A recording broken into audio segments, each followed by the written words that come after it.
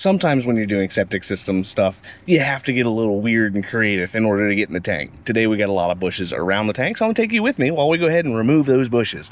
Let's go get to it. As we can see over top of our tank, we have our clean out and our manhole riser, but there's all this bush over top of it. So we gotta get a little creative because I don't have hedge trimmers, so we're gonna use our PVC pipe cutter and get to work.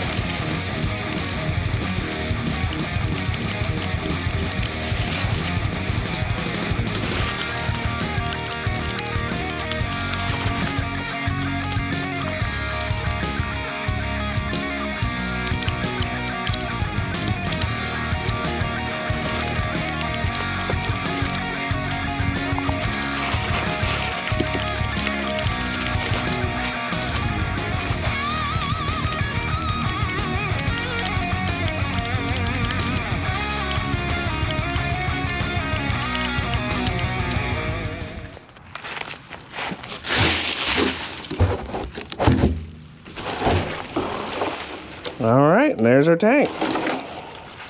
Sometime in this line of work, you're gonna end up doing some weird stuff, like landscaping when you're trying to work on a septic system. This particular one, I guess I got lucky where the pipe cutters actually were able to go ahead and cut those branches. Don't plant stuff over top your septic system. Now, obviously, I'm probably gonna have to get a new blade, but you know, if you're in a pickle, sometimes you gotta get creative, and hopefully you found that creativity interesting. The average septic system's not going to have a bush sitting over top of it.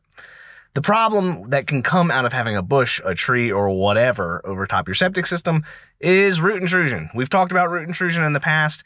Don't do it. You're asking for a problem. This particular one, they had some roots getting around the inlet line. Not great. So what happens when you have roots around the inlet line? The inlet line is the pipe leading from the house to the tank. So, meaning it's going to carry solids and the liquids. If you have roots around the inlet line or the seal to the inlet line, all it takes is one piece of toilet paper or a flushable wipe to get stuck. And now all of a sudden you have a backup. Don't do it.